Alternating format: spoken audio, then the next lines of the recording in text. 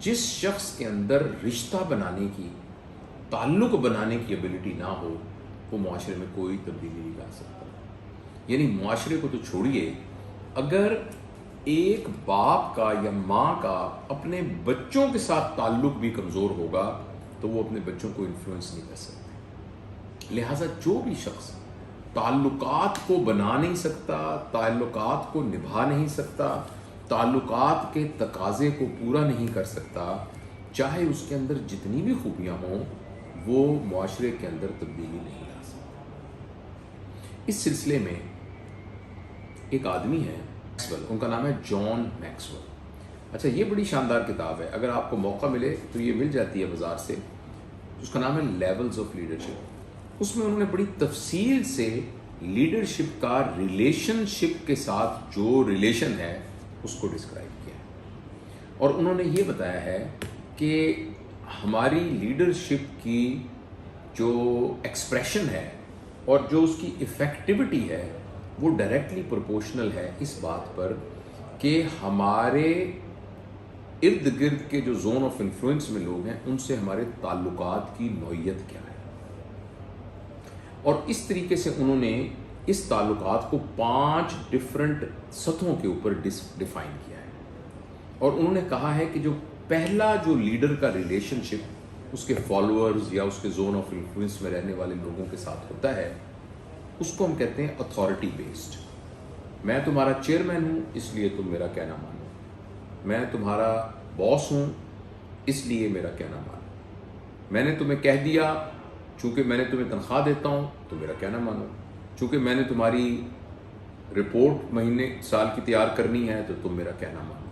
اور میں تم سے بڑا ہوں لہذا کہنا مانو۔ یہ پہلا لیول ہے۔ یہ جو لیول ہے نا، اس لیول پر جو لوگ آپ کا کہنا مانتے ہیں وہ صرف مجبوری میں آپ کا کہنا مانتے ہیں، نمبر 1۔ نمبر 2، ان کا کہنا ماننے کی جو ایبلٹی ہے وہ کبھی بھی سسٹینیبل نہیں ہوتی۔ فرض کریں آپ ان کو تنخواہ دیتے ہیں اس لیے لوگ آپ کا کہنا مانتے ہیں، تو اگر کوئی اور زیادہ تنخواہ دینے والا آ گیا تو وہ آپ کا کہنا ماننا چھوڑ دیں گے، یا آپ کے اندر تنخواہ دینے کی ایبلٹی کچھ ایسی ہو گئی کہ آپ کم تنخواہ دے پاتے ہیں تو پھر آپ کا کہنا ماننا چھوڑ دیں گے۔ آپ کی اتھارٹی، اگر آپ ذرا سی اتھارٹی سے نیچے ہٹ جائیں گے، تو مجھے یاد ہے ہمارے ایک دوست تھے، تو وہ ایک ادارے کے ہیڈ تھے، تو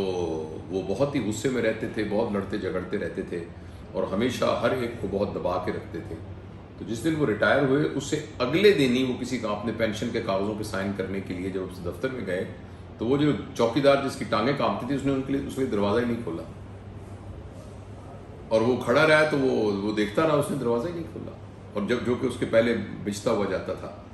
تو ان کو اس وقت پہلی دفعہ احساس ہوا کہ میں یہ سمجھ رہا تھا کہ شاید یہ میرے ادب کے اندر میرا دروازہ کھلتا ہے، مگر یہ تو صرف میری اتھارٹی کی وجہ سے دروازہ کھلتا ہے۔ تو جو ریلیشن شپ کا ہمارا، اس لیے جو شخص بھی لیڈر بنتا ہے نا، اور جو شخص بھی چاہتا ہے کہ میں اپنے زون آف انفلوئنس میں ایک تبدیلی لے کے آؤں، تو اس کو یہ سوچنا چاہیے کہ اتھارٹی کے ساتھ کام لینے کا بہت ہی لمیٹڈ سکوپ ہے، اور ہمارے میڈیکل پروفیشن کے اندر اور یہ جو جتنے فورسز کے لوگ ہیں وہ یہ کہتے ہیں کہ اتھارٹی کے لحاظ سے اپنے زون آف انفلوئنس میں کام لینے کا سکوپ صرف ایمرجنسی صورتحال میں ہے۔ جیسے آگ لگ گئی تو اب اس وقت ایک آدمی جو لیڈر وغیرہ، تم وہاں چلے جاؤ، تم وہاں چلے جاؤ، تم اوپر چلے جاؤ، تم یہاں ایمرجنسی کی صورتحال میں تو اتھارٹی کی بنیاد پر کام چل سکتا ہے، لیکن اس کے علاوہ اس سے زیادہ یہ بالکل افیکٹو طریقہ لیڈرشپ کا نہیں۔ جو اس کا دوسرا لیول ہے، وہ دوسرا لیول یہ ہے، پلیز یاد رکھیے گا کہ میں آپ کو ریلیشن شپ میں یہ بتانے کی کوشش کر رہا ہوں کہ وہ جو 8 مختلف صلاحیتیں ہم نے بہت ڈیٹیل سے پچھلی دفعہ کی تھیں، اگر وہ 8 کی 8 ہمارے اندر پیدا ہو جائیں تو اس کے نتیجے میں جو شخص بنے گا اس کے اندر ایک خوبی یہ ہوگی کہ وہ اپنے رشتے بنانے کے قابل ہو جائے گا۔ اور رشتے بنانے کے میں آپ کو 5 لیول بتا رہا ہوں۔ جو پہلا لیول تھا وہ یہ تھا کہ وہ اپنی اتھارٹی کی بنیاد پر اپنا تعلق استعمال کرتا ہے، اور جس کی لمیٹیشن میں نے آپ کو بتا دی ہے۔ اچھا، اس سے جو بڑے لیول کا ہوتا ہے وہ ہوتا ہے جو رول ماڈل ہوتا ہے، یعنی ایک باس کہتا ہے کہ سارے لوگ 8 بجے آئیں اور وہ خود 7:45 بجے آ جاتا ہے۔ لوگ کہتے ہیں کہ یار میں اس کا کہنا کیوں نہ مانوں، یہ جو کچھ کہہ رہے ہیں خود تو مطلب 7:45 آ جاتے ہیں. آپ اس کو کہہ رہے ہیں کہ آپ نے یہ سارا کام ختم کر کے جانا ہے اور آپ بھی ساتھ بیٹھے اس کے ساتھ کام کر رہے ہیں, تو یہ رشتوں کا دوسرا لیول ہے. وہ شخص جس نے تبدیلی لے کے آنی ہے, اگر وہ باقیوں کو آرڈر دے کے کہہ دیتا ہے کہ تم یہ کام کر لو, تم یہ کام کر لو, یہ تم, اور خود آرام سے بیٹھ کے گھر میں جا کے سو جاتا ہے, تو اب یہ اس کا مطلب یہ ہے کہ اس کے رشتے کا جو لیول ہے وہ دوسرے لیول پر بھی نہیں آیا.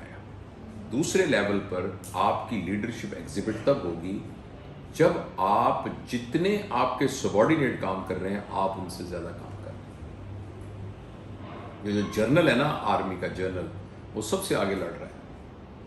تو ایسی صورت کے اندر آپ کی ایک مورل اتھارٹی ڈیولپ ہو جاتی ہے, اور جس مورل اتھارٹی کی وجہ سے لوگ انکار نہیں کر سکتے. آپ جس کام کو کہتے ہیں کہ اگر فرض کریں یہ کام غلط ہوتا تو صاحب خود تو یہ کام نہ کرتے تھے, خود بھی یہ کام کر رہے ہیں. لیکن یہ رشتے کا دوسرا لیول ہے. جو رشتے کا تیسرا لیول ہے وہ یہ ہے کہ آپ کا جو بھی ریلیشن شپ آپ کے زون آف انفلوئنس میں لوگوں کے ساتھ تھا, اس رشتے کے تحت آپ کی کچھ ریکوائرمنٹ, کچھ ذمہ داریاں تھیں, آپ نے ان ذمہ داریوں سے بڑھ کے ان کے اوپر احسان کیا ہوا ہے. یعنی آپ ایک دفتر کے باس ہیں اور آپ کے جو کام کرنے والے سبارڈینیٹ ہیں وہ کہتے ہیں کہ یہ وہی تو صاحب ہیں جب ان کو رات کو پتہ لگا کہ میرے بیٹے کو بخار ہے تو یہ اپنی گاڑی پہ آئے اور میرے بیٹے کو لے کے ہسپتال چلے گئے. یہ وہی تو بندہ ہے جس کو پتہ لگا تھا کہ میری بیٹی کی شادی ہے تو اس نے چپ کر کے ایک فریج لا کے میرے گھر رکھ دیا تھا کہ یہ تم بیٹی کو ساتھ دے دیں. یہ تو وہی تو بندہ ہے. یہ وہی تو بندہ ہے کہ جب میں نے ایک دفعہ بہت بڑی غلطی کی تھی اور میری نوکری جانے لگی تھی تو اس نے آ کے مجھے کہا تھا کہ یار چل کوئی بات نہیں, آئندہ تو خیال کریں لیکن تو غلطی نہ کریں, چل تجھے میں نے معاف کیا. یہ تیسرا درجہ ہے جس میں آپ اپنے ریلیشن شپ دیکھیں. پہلے میں تو آپ نے اتھارٹی یوز کی, دوسرے رشتے کے اندر آپ نے جو آپ کی پیشہ ورانہ یا جو بھی اخلاقی ذمہ داری تھی بس وہ پوری کی, اور وہ اسی طرح سے کی جس طرح باقی سے کی, تو اس کی وجہ سے وہ یعنی آپ کی ایک مورل اتھارٹی بن گئی. تیسرے درجے میں جو آپ کی ایک آفیشل ذمہ داری تھی آپ نے اس سے بڑھ کر اس شخص کے اوپر ذاتی احسان کیا, ذاتی اس کے ساتھ یعنی کیا. یعنی نارملی ایک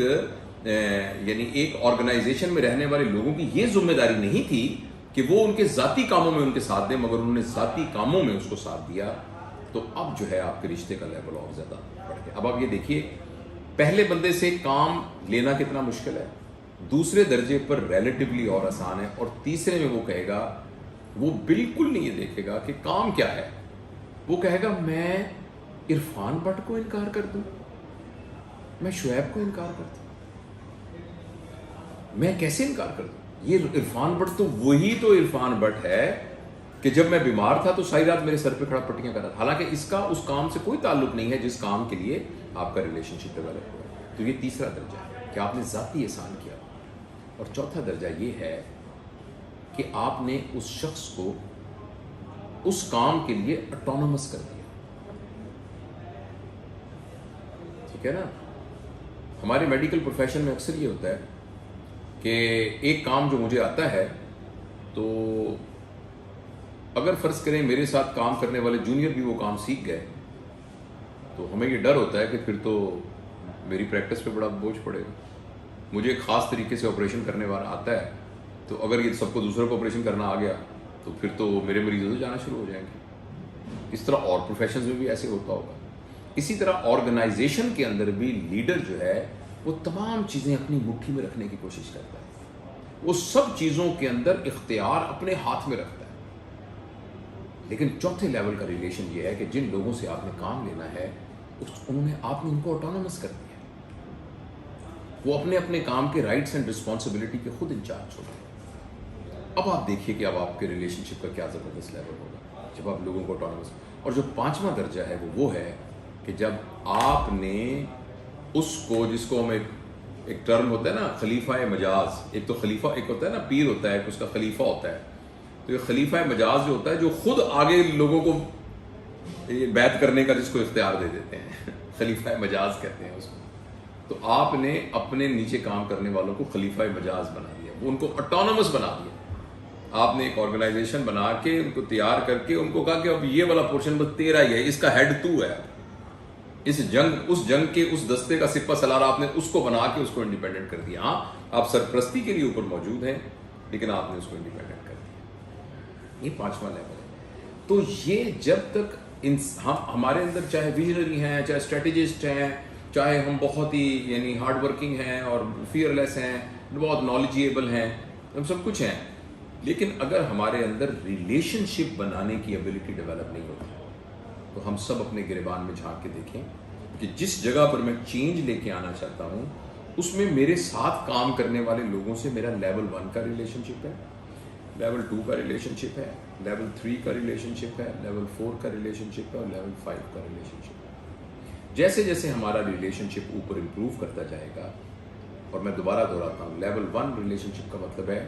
کہ آپ صرف اتھارٹی کی بیس کے اوپر یہ توقع رکھتے ہیں کہ آپ لوگوں سے کام لیں گے, اور جو دوسرا لیول یہ ہے کہ آپ رول ماڈلنگ کی بنیاد پر لوگوں سے کام, جو تم کرتے ہو میں بھی وہی کرتا ہوں, میں اس سے زیادہ کرتا ہوں یا کم از کم اتنا تو کرتا ہوں. اور لیول 3 جو ہے اس کے اندر یہ کہ آپ نے اس کو ذاتی طور پر اس کے اوپر کچھ احسان کیا ہوتا ہے, اس کی ذاتی زندگی میں ایک پرسنل انٹرسٹ لیا ہوتا ہے. اور چوتھی بات یہ ہے کہ آپ نے اس کو اٹونومس کیا, اس کو اتھارٹی دی ہوتی ہے. 5واں یہ ہے کہ نہ صرف اتھارٹی دی ہوتی ہے بلکہ اپنی سب کچھ جو آپ کر سکتے ہیں اسی کا بھی اس کو آپ نے مجاز میں, یعنی اپنے برابر کا ایک آدمی تیار کر کے آپ نے کھڑا کیا ہوتا ہے. اب وہ آگے جا کے اپنا زون آف انفلوئنس کریٹ کرے گا اور اسی سے پھر معاشرے کے اندر ایک دم پھیلانا شروع کرے گا. اچھا, یہ باتیں تو ایک ویسٹرن لٹریچر سے اخذ کر کے میں نے بتائی ہیں جو دل کو بہت لگی ہیں. اس میں آپ اپنا بھی ایک بات آپ سے شیئر کرنا چاہتا ہوں کہ ایک بات جس میں ہم ان 5 ریلیشن شپ کی افیکٹیوٹی کو بہت بڑھا دیں گے, وہ غور سے سنیے گا کیا بات ہے.